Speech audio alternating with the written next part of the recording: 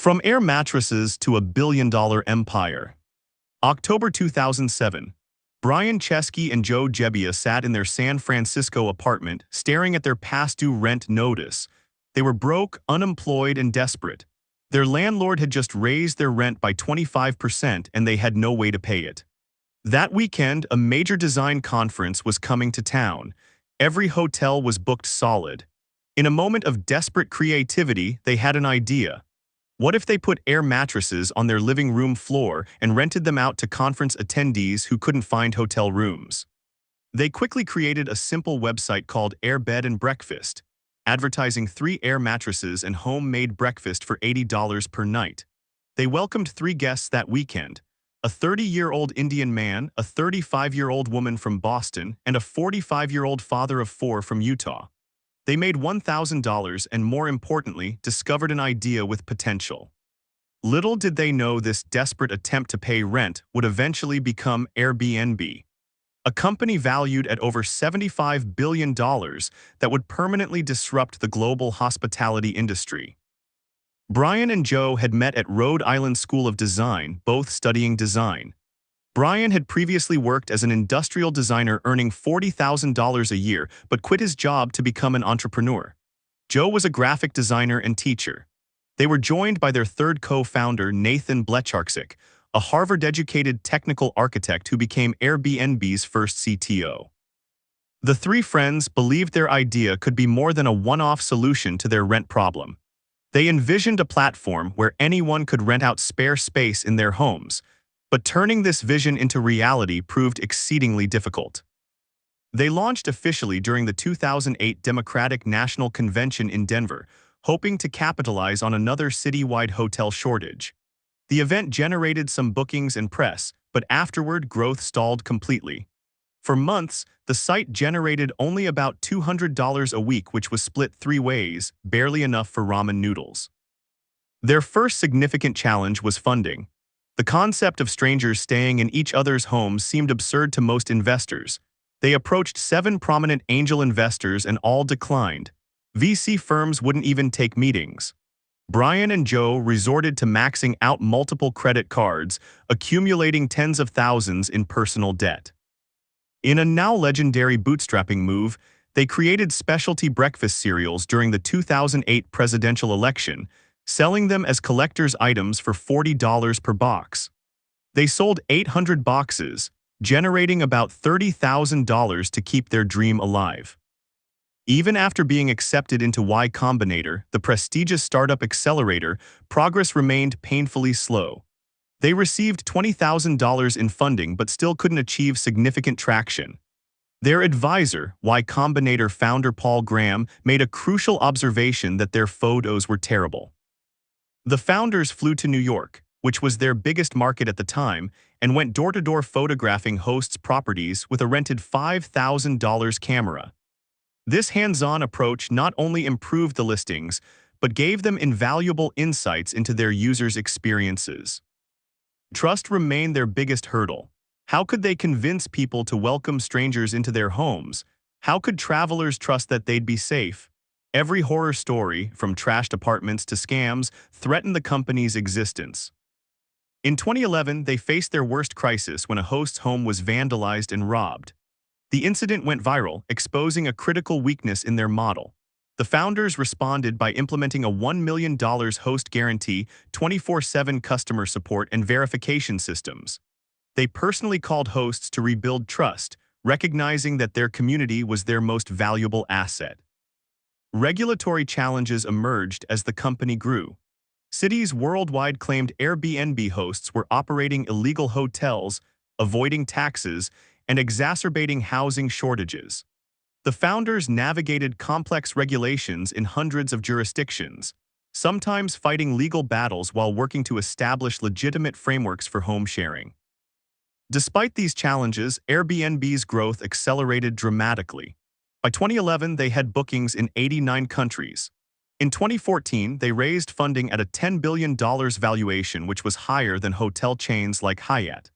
When they went public in December 2020, their valuation soared to $100 billion, which was one of the largest IPOs of the year. The COVID-19 pandemic brought perhaps their greatest test. As global travel halted in early 2020, bookings dropped 80% within weeks. The company was forced to lay off 25% of its staff and raise $2 billion in emergency funding. Then many predicted Airbnb's demise. Instead, they pivoted quickly, focusing on local getaways and long-term stays as people sought escapes from lockdown and new remote work arrangements. By the end of 2020, Airbnb had not only survived but was thriving again with a successful IPO. Today, Airbnb lists over 5.6 million properties in more than 220 countries and regions. The company that began with 3 air mattresses has accommodated over 1 billion guest arrivals. Brian Chesky, once unable to pay his rent, now has a net worth exceeding $11 billion. Yet he maintains the humble perspective that drove their early success. The Airbnb story demonstrates how desperation can spark innovation and how persistence through countless rejections can eventually reshape an entire industry. As Brian often says, build something 100 people love, not something 1 million people kind of like. A late fee that launched a streaming revolution. In 1997, Reed Hastings, a successful software entrepreneur who had recently sold his company for $750 million, went to return a copy of Apollo 13 to his local Blockbuster video store.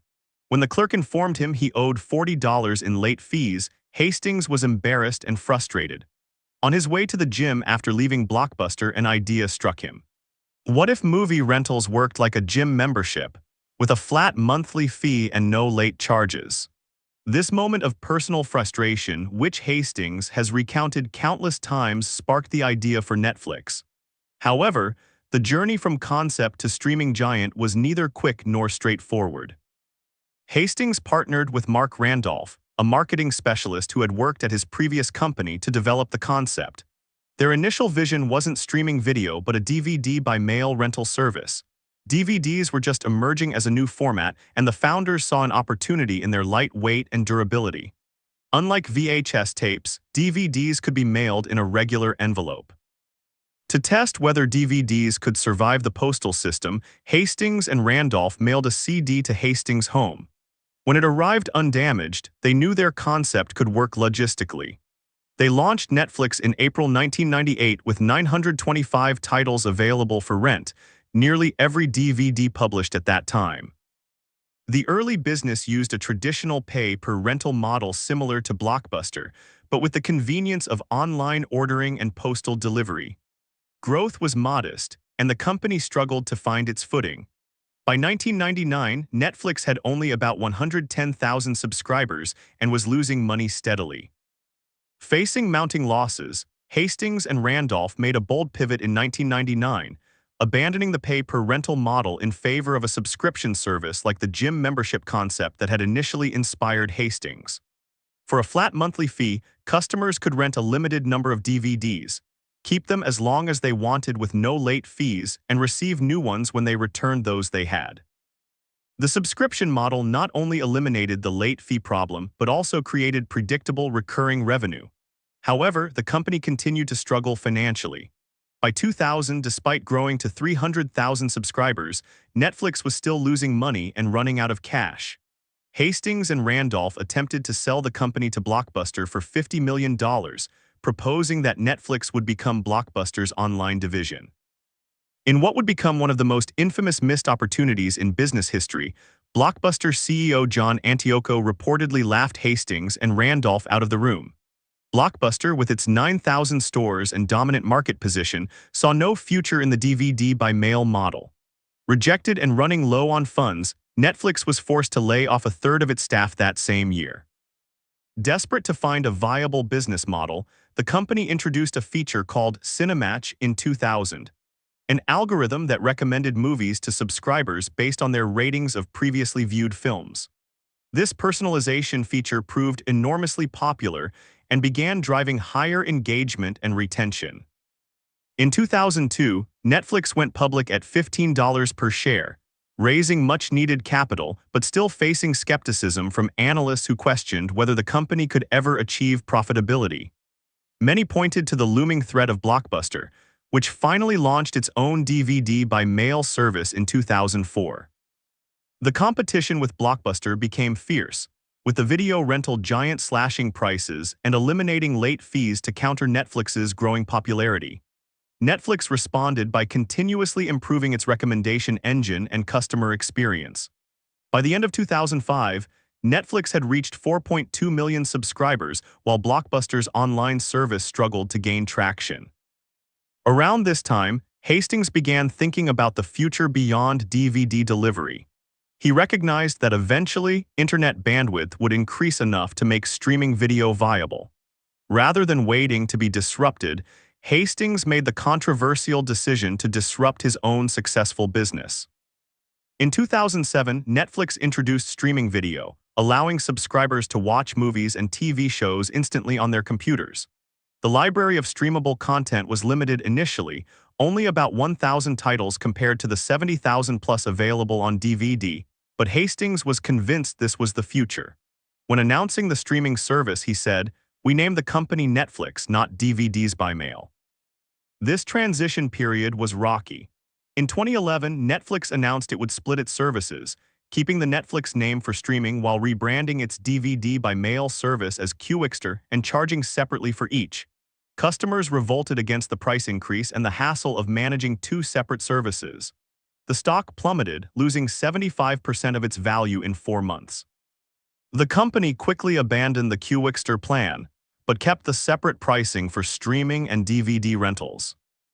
Despite this misstep, Hastings remained convinced that streaming was the future. The company invested heavily in securing more streaming content, striking deals with studios and networks to expand its library.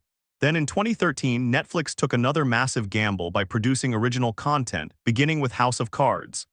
The political drama, starring Kevin Spacey and directed by David Fincher, was an immediate critical hit.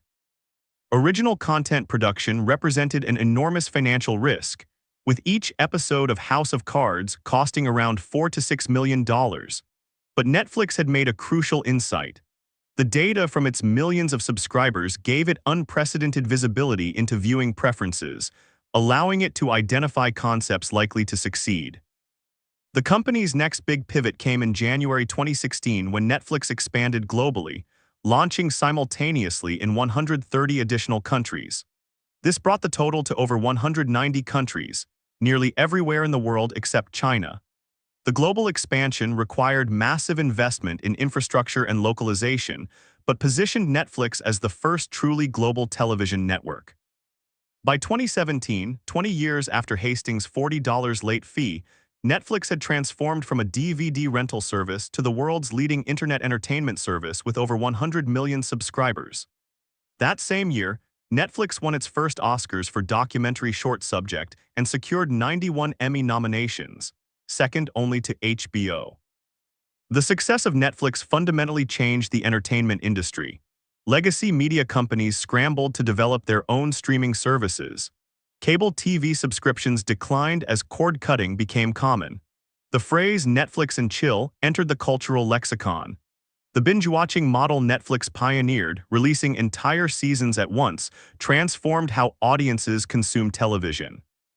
By 2022, Netflix had over 220 million subscribers worldwide, and a market capitalization that had reached as high as $300 billion, though it has since fluctuated significantly. The company that Blockbuster once dismissed now produces hundreds of original series and films annually in multiple languages, winning prestigious awards and fundamentally altering the entertainment landscape. From a $40 late fee to a global entertainment powerhouse, Reed Hastings' journey with Netflix demonstrates the power of continuous reinvention. By repeatedly overhauling his own successful business models before competitors could, shifting from pay-per-rental to subscription, from DVD delivery to streaming, and from licensing content to producing originals, Hastings built a company that not only survived but led multiple industry transformations. The salesman who built a global coffee empire. In 1981, a 28-year-old salesman named Howard Schultz walked into a small coffee shop in Seattle's Pike Place Market. At the time, Starbucks was nothing like the global chain we know today. It was just a modest retailer selling coffee beans, teas, and spices. There were only 4 Starbucks stores in the world, all in the Seattle area, and they didn't even serve brewed coffee, only beans. Schultz, who was selling kitchen equipment for Hammerplast, had noticed that this tiny company was ordering more of his drip coffee makers than Macy's. Curious, he decided to visit. The moment he walked through the door, something clicked. The rich aroma of coffee, the passion of the owners for their product, the connection to something authentic, it all resonated deeply with him. I felt like I had discovered a whole new continent, Schultz would later recall. Despite having a successful career in New York, Schultz became obsessed with joining this small coffee bean retailer in Seattle. He spent a year convincing the original owners, Jerry Baldwin, Zev Siegel, and Gordon Boker, to hire him as director of marketing. In 1982, taking a 50% pay cut, he relocated across the country to join Starbucks. The pivotal moment in Schultz's journey came during a business trip to Milan in 1983. Walking the streets, he was struck by the central role espresso bars played in Italian life.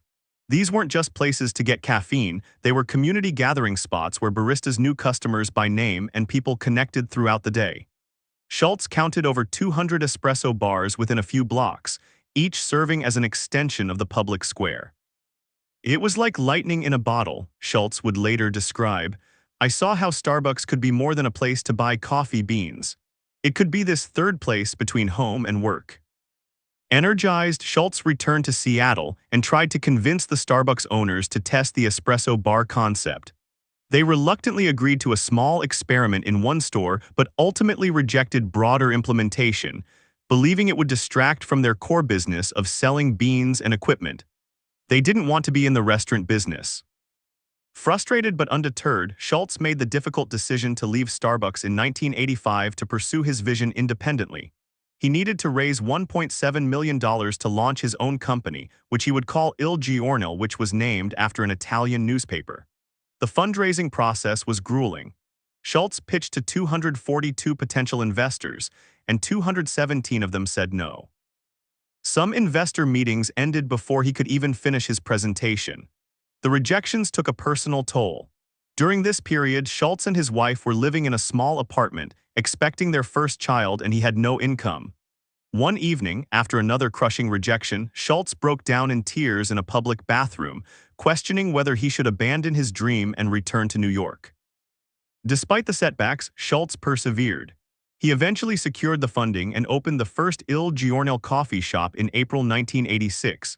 It was a 710-square-foot store in downtown Seattle that offered Italian espresso drinks and played opera music. The store was successful enough that Schultz opened 2 more within 6 months. Then came an unexpected opportunity. In March 1987, the original owners of Starbucks decided to sell the company to focus on Peet's Coffee and Tea, which they had acquired. Schultz seized the moment, raising $3.8 million from investors to buy Starbucks' 6 stores and roasting facility. He merged Il Giorno with Starbucks and became CEO of the combined company. Now in control, Schultz could finally implement his vision of bringing Italian coffee culture to America. The company began an aggressive expansion, opening stores across the country. But the growth wasn't without serious challenges. By 1990, the competitive landscape had intensified, and Starbucks was still losing money despite having 84 stores. Investors grew anxious as losses mounted, and some board members questioned Schultz's leadership. The company also faced an identity crisis as it expanded beyond its Seattle roots. Early customers accused Starbucks of selling out, while new markets were sometimes slow to embrace the premium coffee concept. Schultz remained convinced that Americans would pay more for a superior coffee experience, but doubts persisted. The turning point came when Schultz made several key strategic decisions. Rather than franchise, Starbucks would own its stores to maintain quality control. The company would offer comprehensive benefits, including health insurance, to part-time employees, which was almost unheard of in retail at that time. And perhaps most importantly, Starbucks would focus on creating a consistent, premium experience in every location. These decisions required significant upfront investment and hurt short-term profitability, but they laid the foundation for sustainable growth. Employee turnover decreased dramatically compared to industry averages, creating consistency in customer experience and reducing training costs. In 1992, Starbucks went public at $17 per share with 165 stores. The IPO allowed the company to accelerate its expansion while strengthening its balance sheet. By 1996, Starbucks had opened its first international location in Japan, beginning its transformation into a global brand. Not all was smooth sailing, however. In 2007, Schultz, who had stepped down as CEO but remained chairman, wrote a now-famous memo to senior leadership warning that the company was losing its soul in the pursuit of growth. The commoditization of the Starbucks experience, memo lamented how efficiency-driven decisions had diluted the brand's authenticity. In 2008, with Starbucks stock falling and McDonald's beginning to offer premium coffee, Schultz returned as CEO to lead a turnaround. His second tenure saw Starbucks close 600 underperforming stores, retrain baristas, and refocus on customer experience. The difficult decisions paid off. By 2013, Starbucks had over 18,000 stores and a market value exceeding $50 billion, making it one of the most successful restaurant companies of all time. From one coffee shop in Seattle to over 34,000 stores across more than 80 countries today, the Starbucks journey exemplifies how a powerful vision can transform an industry. Howard Schultz's perseverance through countless rejections and his willingness to bet on creating a coffee experience, rather than just selling a product, created a company valued at approximately $125 billion today. More importantly, it forever changed how people around the world experience and value coffee. The relentless entrepreneur who transformed graphic design forever. In 2007, Melanie Perkins was a 19-year-old university student teaching graphic design programs at the University of Western Australia.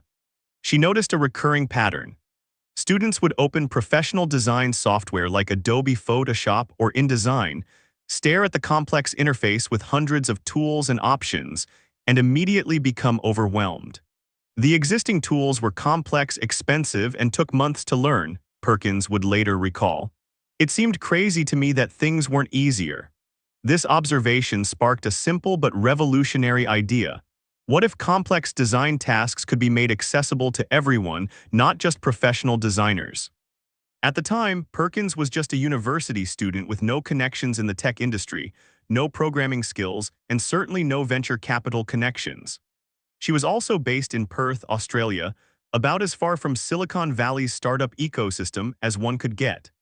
The odds of building a technology company that could challenge Adobe's dominance seemed impossibly small. Perkins shared her vision with her boyfriend, now husband, Cliff Albrecht. Despite having no technical background themselves, they decided to test a simplified version of her concept. In 2008, they launched Fusion Books, an online platform that helped high schools create their yearbooks. The platform provided templates and easy-to-use design tools that allowed students to create professional-looking yearbooks without specialized training. To fund their startup, Perkins and Albrecht maxed out credit cards and operated from Perkins' mother's living room. They built the initial version of Fusion Books with money borrowed from relatives and personal savings. Perkins cold-called schools to pitch the service, facing constant rejection but persisting nonetheless. Gradually, Fusion Books gained traction in Australia and later expanded to New Zealand and France. While successful as a small business, Perkins viewed it primarily as a proof of concept for her larger vision, a platform that could make design accessible to everyone for any purpose, not just yearbooks. In 2010, Perkins began seeking investment to build this broader platform, which she was now calling Canva. The response was consistently negative. Investors couldn't understand why anyone would try to compete with established design software giants. More importantly, without a technical co-founder or working prototype beyond Fusion Books, Perkins struggled to convince investors that her vision was viable. For 2 years, Perkins faced rejection after rejection. The most common response was, "This is a nice idea, but come back when you have a technical co-founder." During this period, Perkins and Albrecht continued running Fusion Books to pay the bills while trying to find the technical talent they needed. A breakthrough came in 2011 at a startup conference in Perth, where Perkins met Silicon Valley investor Bill Tai. Though Tai didn't immediately invest, he was intrigued by Perkins' vision and invited her to a kiteboarding event in Hawaii where many tech entrepreneurs and investors would be gathering. Despite not knowing how to kiteboard, Perkins saw this as a rare networking opportunity and accepted the invitation. At the event, Ty introduced Perkins to numerous potential investors and, crucially, to former Google employee Cameron Adams, who would eventually become Canva's technical co-founder. Adams was impressed with Perkins' vision and the traction she had already achieved with Fusion Books. With Adams on board, the team finally had the technical expertise needed to build the full Canva platform. Even with a complete founding team, raising capital remained challenging. Perkins and her co-founders created detailed mock-ups and prototypes to demonstrate Canva's potential, but many investors still couldn't see past the dominance of established players like Adobe. After hundreds of pitches and countless rejections, Perkins finally secured initial funding in 2012, when a group of Australian investors provided $1.6 million in seed capital. This allowed the team to begin building Canva in earnest, though even with funding, the development process was fraught with challenges. "There were many moments when I thought it would never happen," Perkins later admitted. The technical challenges of building an intuitive design platform that worked in a web browser were formidable, and the team faced numerous setbacks and delays. In August 2013, after more than 5 years of persistence since the initial idea, Canva finally launched to the public. The platform offered a simple drag-and-drop interface with pre-sized templates for social media graphics, presentations, posters, and more. Unlike professional design software that could cost hundreds or thousands of dollars, Canva operated on a freemium model. The basic use was free, with premium features and stock images available for a small fee. Initial user growth was modest but steady. The team focused obsessively on user experience, continuously refining the platform based on feedback. A key early strategy was targeting non-designers who needed to create visual content for social media, blogs, and marketing materials, which was an audience largely ignored by traditional design software. By 2014, Canva had reached 1 million users, and growth began to accelerate through word of mouth. The platform's accessibility and free entry-level tier made it easy for users to invite colleagues and friends, creating a natural viral growth loop. A pivotal moment came in 2015 when Canva launched its mobile app, making design accessible on smartphones and tablets. This expanded the platform's reach dramatically, particularly in emerging markets where mobile devices were the primary means of internet access. The company also introduced Canva for Work, its first subscription product targeting businesses and teams. These moves helped Canva reach 10 million users by 2017, though the company remained largely unknown outside of marketing and social media circles. That changed in 2019 when Canva raised $70 million at a $2.5 billion valuation, bringing significant media attention to the previously under-the-radar Australian startup. The COVID-19 pandemic in 2020 accelerated Canva's growth dramatically. As organizations worldwide shifted to remote work, the need for collaborative, easy-to-use design tools increased exponentially. Schools, businesses, nonprofits, and individuals all turned to Canva to create materials in the new digital-first environment. By mid-2021, Canva had over 60 million monthly active users across 190 countries, with over 7 billion designs created on the platform. The company raised additional funding at a $40 billion valuation, making it one of the most valuable private software companies in the world. The valuation represented a rise of nearly 50 times from its 2018 valuation of $865 million, which was one of the fastest value creations in tech history. Throughout this growth, Perkins and her co-founders maintained a strong focus on social impact. In 2021, they joined the Giving Pledge, committing to donate the vast majority of their equity in Canva to charitable causes, with an immediate $10 million donation to provide relief during the COVID-19 crisis. From teaching students in a university classroom to leading a global design platform with millions of users, Melanie Perkins' journey with Canva demonstrates how persistence through years of rejection can eventually change an entire industry. By democratizing design and making creativity accessible to non-professionals worldwide, the company that began in her mother's living room has fundamentally transformed how visual communication works in the digital age, proving that sometimes the best entrepreneurs are those who refuse to accept that That's just how things are done. The accidental e-commerce empire. In 2004, Tobias Luke, a German-born computer programmer living in Ottawa, Canada, wanted to sell snowboards online. An avid snowboarder himself, he and his friend Scott Lake decided to launch an online snowboard shop called Snowdevil. It seemed straightforward enough until they tried to find software to run their store. We looked at all the existing e-commerce software that was out there, and it was this sea of garbage, Luke later recalled. The available options were clunky, difficult to customize, and failed to create the customer experience he envisioned. Frustrated but undeterred, Luke did what programmers often do when faced with inadequate tools. He decided to build his own. Over the next 2 months, Luke, who had been coding since he was 11 years old, created a custom e-commerce platform for Snowdevil. The snowboard business itself was modest, but visitors to the site kept asking about something unexpected, which was not the snowboards but the software powering the store. The software we built for Snowdevil was actually getting more attention than the snowboards we were trying to sell, Luke said. This unexpected interest sparked a realization: perhaps they were in the wrong business. Maybe the real opportunity wasn't selling snowboards but providing the tools for others to sell their own products online. In 2006, Luke and his partners pivoted, shutting down Snowdevil to focus on their e-commerce platform, which they named Shopify. The transition wasn't easy. They had already spent their initial seed funding on the snowboard business, and convincing investors to back their new direction proved challenging. Many potential investors dismissed them, questioning why the world needed another e-commerce platform when giants like Yahoo and eBay already dominated the space. The early days of Shopify were marked by extreme financial constraints. Luke and his small team worked out of a coffee shop to save on office costs. For months, Luke didn't take a salary, supporting his family with his wife's income while pouring everything into the business. The company was so cash-strapped that when they finally moved into a small office, they furnished it with desks purchased from a bankrupt .com company and chairs found on Craigslist. By late 2008, Shopify was still struggling to gain traction. The global financial crisis made raising capital nearly impossible, and the company was running out of money.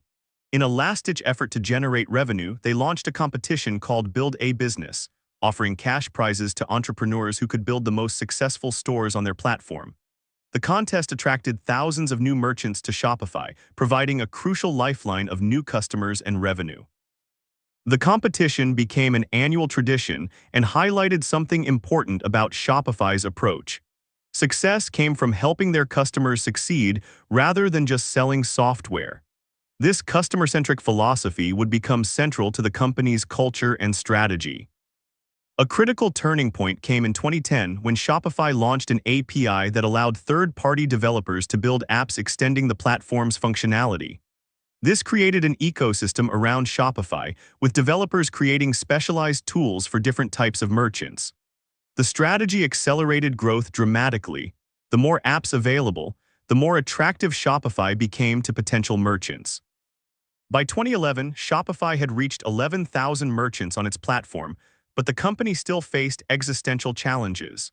Many investors and industry analysts believed e-commerce would ultimately be dominated by Amazon and other giant marketplaces, leaving little room for independent online stores. Luke disagreed fundamentally with this view. In 2012, Shopify secured a Series B funding round of $15 million, providing the capital needed to expand significantly. The following year, they launched Shopify Payments, eliminating the need for merchants to set up separate payment processing services. This simplified the process of starting an online store and created an additional revenue stream for the company. The company went public in May 2015, with shares nearly doubling on the first day of trading. The IPO valued Shopify at approximately $1.3 billion, a remarkable achievement for a company that had started as a snowboard shop just a decade earlier. But Luke was clear that this was just the beginning. "We believe we've only scratched the surface of our potential," he said at the time. The years following the IPO saw explosive growth as e-commerce adoption accelerated worldwide. Shopify expanded beyond online stores to provide point-of-sale systems for brick-and-mortar retailers, fulfillment services to help merchants ship products, and financial services like business loans through Shopify Capital. A defining moment came in 2020 when the COVID-19 pandemic forced physical stores around the world to close. Seemingly overnight, e-commerce became essential rather than optional for many businesses. Shopify's infrastructure was put to the test as thousands of merchants moved online simultaneously.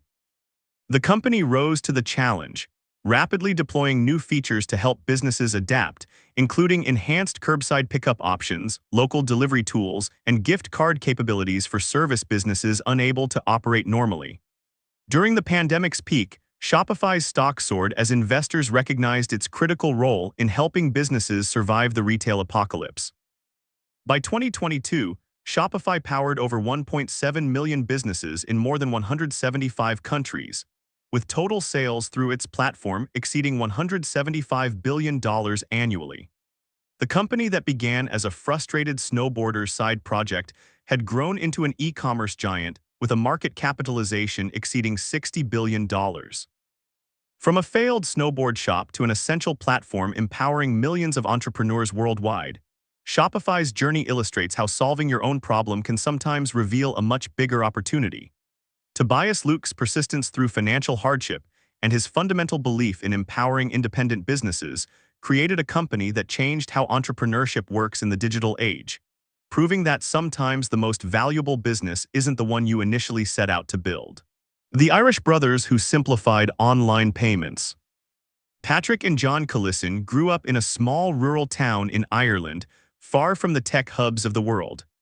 Patrick and John Collisson weren't just good students, they were programming prodigies who seemed to understand the digital world better than most adults around them. By 16, Patrick had already won Ireland's Young Scientist of the Year award for his work on artificial intelligence. At 19, the brothers sold their first company, Octomatic, for $5 million. Most teenagers would have been content with such early success, possibly taking time to enjoy their newfound wealth. While running their previous startup, they had encountered a frustrating problem. Accepting online payments was unexpectedly difficult. Setting up payment processing required mountains of paperwork, complex security protocols, and technical integrations that could take months. They believed there had to be a better way. In 2010, Patrick, then 21, and John, then 19, began working on Stripe from a small apartment. Their vision was simple but ambitious: make it ridiculously easy for any business anywhere to accept payments online with just a few lines of code. The early days were anything but glamorous. While their peers were in college enjoying campus life, the brothers were eating ramen noodles and working 18-hour days. Patrick later recalled how they would take turns sleeping so that one could always be working on the code. "We lived like monks," John would later say. "Our entire world was our small apartment and the problem we were trying to solve." The brothers faced rejection after rejection from potential investors who couldn't understand why the world needed another payment processor. One prominent Silicon Valley investor told them bluntly, "Payment processing is a solved problem. Go work on something else." But the Collissons knew something others didn't. While PayPal had made consumer payments easier, building payment infrastructure into websites and apps remained needlessly complex. They continued refining their product, focusing obsessively on the developer experience. Their breakthrough came when they decided to approach small startups and individual developers directly. They personally reached out to promising tech companies, offering to help implement Stripe. This hands-on approach led to their first significant customers, who quickly became evangelists for the product. Y Combinator co-founder Paul Graham, who had previously invested in their first company, recognized their potential and became an early supporter. His endorsement helped them secure a seed round, though most investors remained skeptical about two young foreigners disrupting the heavily regulated financial industry. The true turning point came when they convinced Peter Thiel and Elon Musk, the co-founders of PayPal, to invest. The irony wasn't lost on anyone. The very creators of their biggest potential competitor were now backing them. This validation opened doors that had previously been firmly shut. With funding secured, the brothers focused on building a world-class team. They set extraordinarily high hiring standards, sometimes interviewing candidates for months before making an offer. They wanted not just technical excellence but a shared passion for their mission of increasing the GDP of the internet. As Stripe gained traction, the Collisons maintained their humble approach. Despite their company's growing valuation, they continued to live modestly and pour everything back into the business. Patrick was known for responding personally to customer support tickets late into the night, determined to understand every pain point. By 2014, Stripe was processing billions of dollars annually for thousands of businesses across 25 countries. By 2020, that number had grown to hundreds of billions across 42 countries. The company that began with two brothers and a simple idea reached a valuation of $95 billion in 2021, making it one of the most valuable private companies in the world. Today, Stripe powers payments for companies of all sizes, from small startups to giants like Amazon and Google. Beyond payments, they've expanded into fraud prevention, business incorporation, lending, and other financial services, creating a comprehensive platform for internet commerce. The brothers who once couldn't get investors to return their calls now lead a company with thousands of employees that has fundamentally changed how money moves online. Yet friends say they remain remarkably unchanged, still fascinated by technical problems, still working long hours, and still believing they're just getting started. As Patrick once noted, we're still at the beginning of enabling what's possible. Our goal isn't to build a company that lasts a few years. We're building infrastructure that we hope will be valuable for decades to come. Just a quick note. The graphics, brand names, and images you see in this video are not official logos, trademarks, or copyrighted materials of the companies mentioned. They're used purely to help illustrate the story for educational and illustrative purposes. No copyright infringement is intended. Video calls, billions, and beyond. In 2011, Eric Yuan was a successful executive at Cisco Systems, leading the company's collaboration software unit with over 800 engineers reporting to him. At 41, he had a prestigious position, financial stability, and a seemingly secure future. But Yuan was deeply frustrated. He kept hearing from customers that the video conferencing technology they were using was clunky, unreliable, and difficult to use. Every time I talked with a customer, I felt very embarrassed because I knew the product was not good, Yuan would later recall. Yuan pitched his bosses at Cisco on developing a new video conferencing system built from the ground up for the smartphone era. His idea was rejected. Company leadership felt the market was already saturated and another product wasn't needed. After months of internal debate, Yuan made a life-changing decision. He would leave his executive position to build the video platform he envisioned. It was a massive risk. Yuan was in his 40s with 3 children, walking away from a comfortable corporate salary to start over. More significantly, as a Chinese immigrant who had been denied a U.S. visa 8 times before finally succeeding on his 9th attempt, he knew the challenges of building a company as an outsider. When Yuan told his wife about his plan to start a new company, she was understandably concerned about their financial future.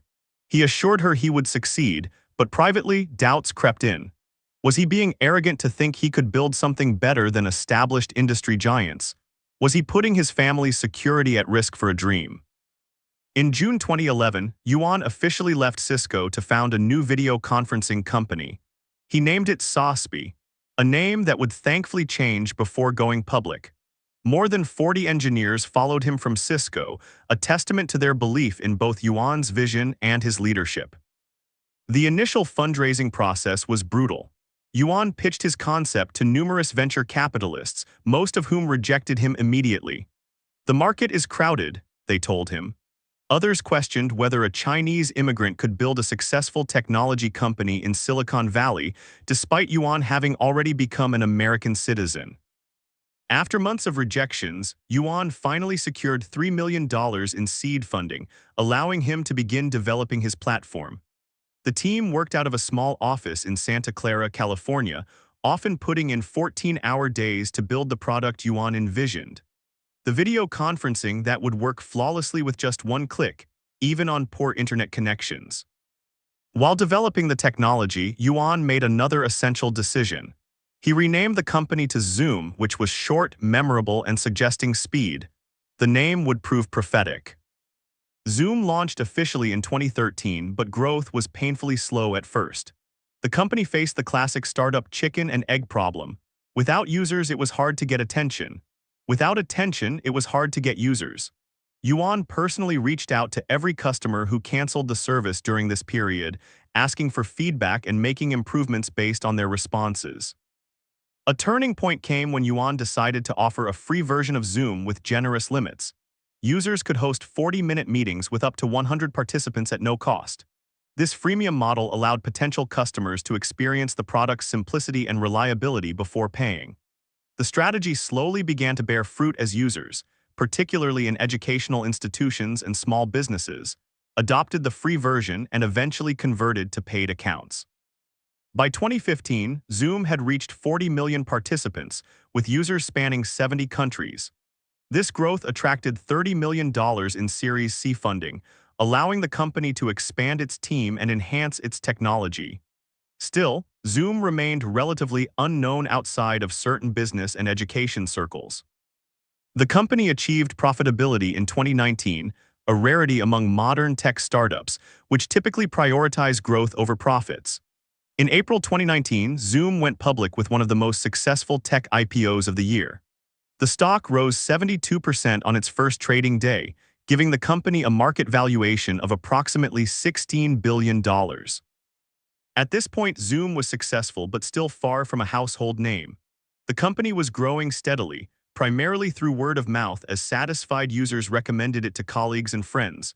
Yuan's focus on product quality and customer happiness was paying off, but Zoom remained primarily known in business settings. Then came 2020 and the COVID-19 pandemic.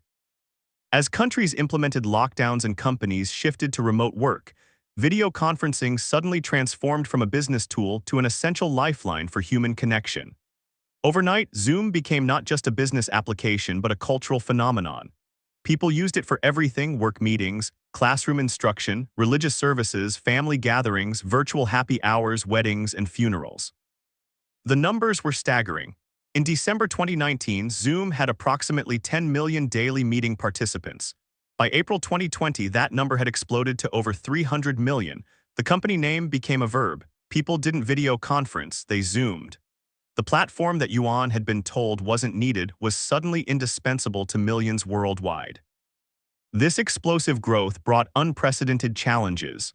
Security concerns emerged where uninvited participants disrupted meetings with inappropriate content became common.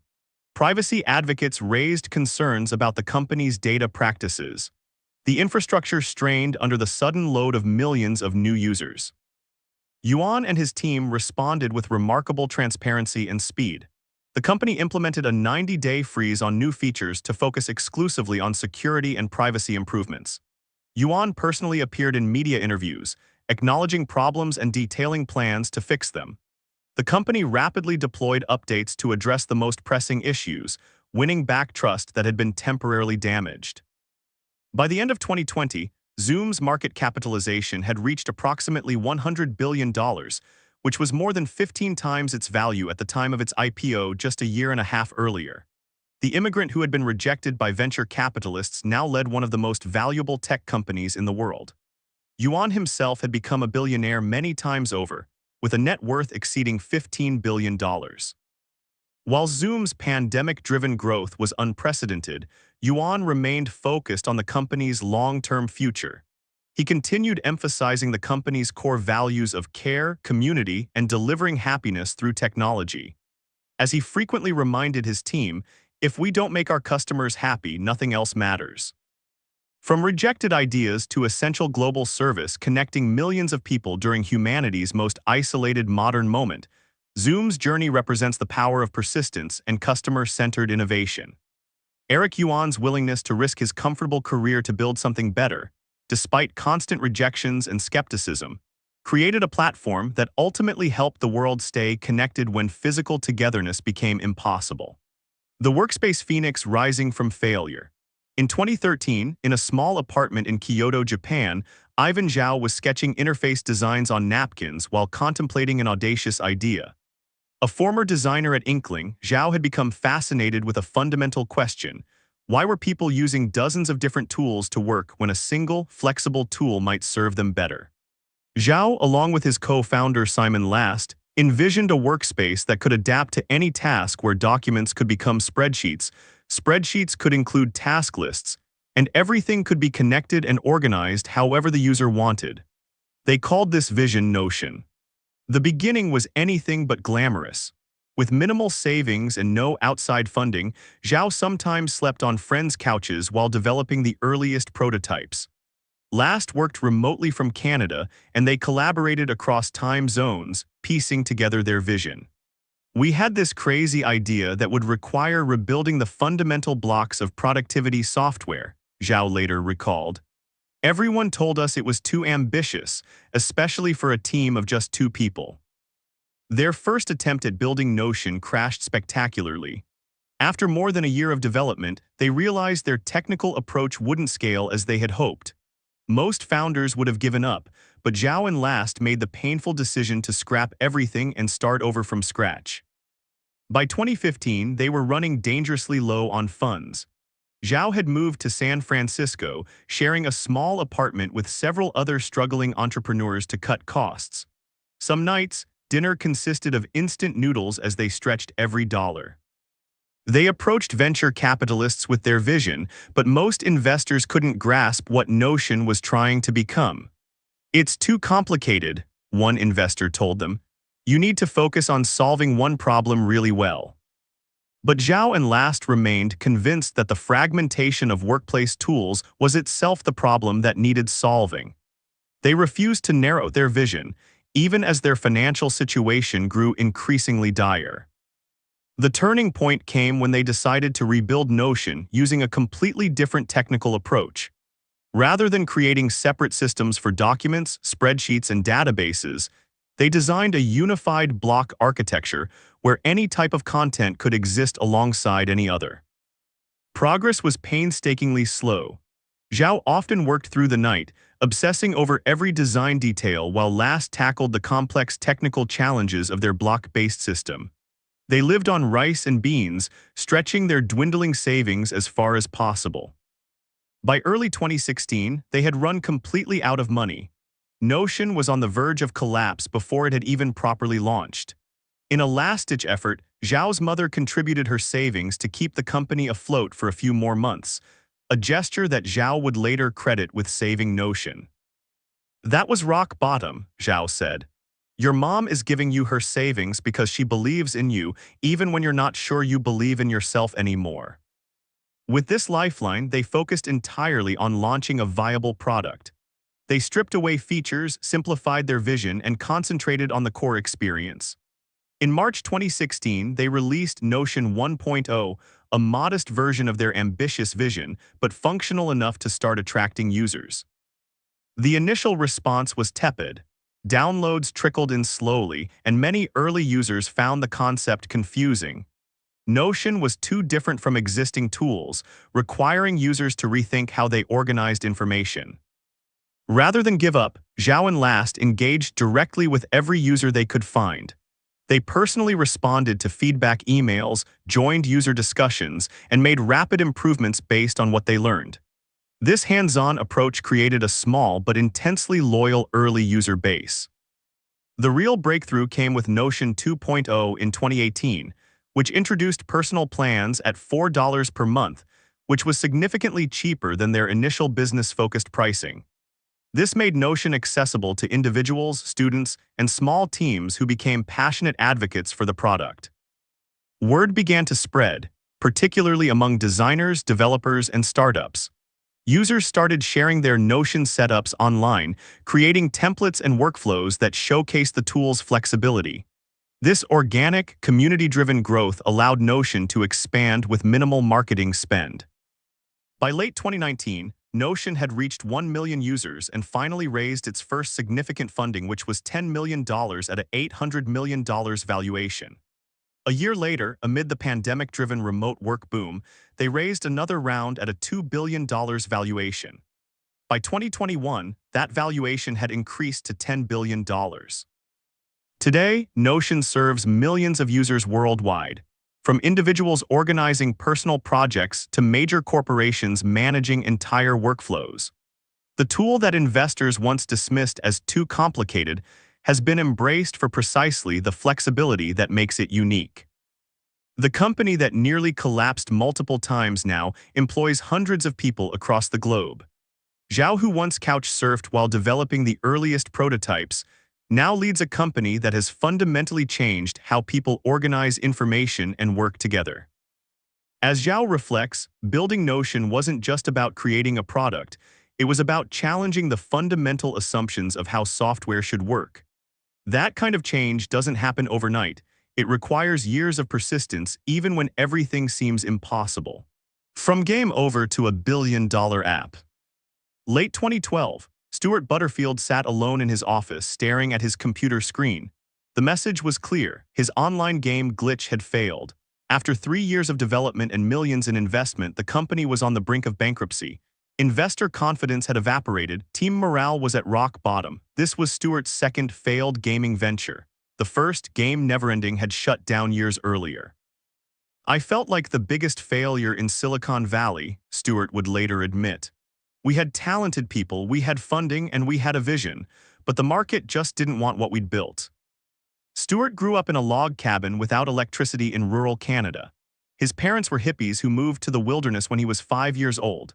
Despite this unusual upbringing, or perhaps because of it, Stuart developed a fierce independence and creativity. He earned a master's degree in philosophy and taught himself to code. By the early 2000s, he had co-founded Flickr, which was later sold to Yahoo for $25 million. But this current failure stung differently. He had something to prove. One night, while preparing to shut down the company, Stuart noticed something peculiar. While the game had failed, there was one thing his team had built that they all loved using: their internal communication tool. During game development, they had created a simple chat system to coordinate their work across different locations. It was nothing fancy, but it was remarkably effective. "Hey, this is actually pretty good," Stuart thought, examining the tool more closely. It wasn't just a chat program. It integrated with their development tools, kept searchable history, and organized conversations by topic. The team loved it. Could this small side project be worth saving? The pivot wasn't easy. When Stuart began pitching the idea of a workplace communication tool, the response was lukewarm at best. The first test, run with a 120-person startup, even ended in failure. The software development landscape was already cluttered with messaging tools. Microsoft had Lync. There was HipChat, Campfire, and countless others. The market seemed saturated, and many doubted there was room for yet another player. But Stuart and his team believed in their product. For 8 months, they passionately improved it, enhancing the user interface, strengthening integration with existing tools, and developing a mobile app. Their guiding principle became simple yet powerful, which was listen to the users. They conducted exhaustive user testing, watching how people interacted with the software and meticulously noting every friction point. Stuart insisted on absolute ease of use. The tool needed to be so intuitive that no training would be required. If users struggled with any feature, the team redesigned it. The team also focused on what made their tool different, which was integration. They built connections with dozens of other software tools companies already used, making Slack a central hub rather than just another application. "We weren't building a chat app," Stuart would explain. "We were building a collaboration platform. The difference is subtle but profound." On August 14, 2013, they released Slack's preview version to the public. The market's response stunned everyone, especially the skeptical investors. Within 24 hours of launch, 8,000 companies had signed up. 2 weeks later, that number had doubled. By October 2013, the company raised $42.75 million in funding. By 2014, Slack was valued at $1.12 billion, making it the fastest startup ever to reach unicorn status at that time. Users weren't just adopting Slack, they were evangelizing it. Today, Slack has transformed workplace communication for millions of users across more than 150 countries. In December 2020, Salesforce acquired Slack for $27.7 billion. The failed game company had become one of the most valuable workplace tools in the world. Stuart Butterfield's journey from a hippie childhood to Slack's success embodies the entrepreneur's path. The failure, pivot, perseverance, and ultimately triumph. As Stewart once said, the best opportunities often come from the most unexpected places. His story reminds us that sometimes the most valuable creation isn't what you set out to build at all. As you rest tonight, perhaps these stories will plant seeds in your own dreams. A reminder that the distance between zero and hero is traveled not in a single leap, but through countless small steps, pivots, and moments of courage in the face of uncertainty. Sleep well, dream big, and remember, every great success story begins with someone who refused to accept that failure was the end of their story.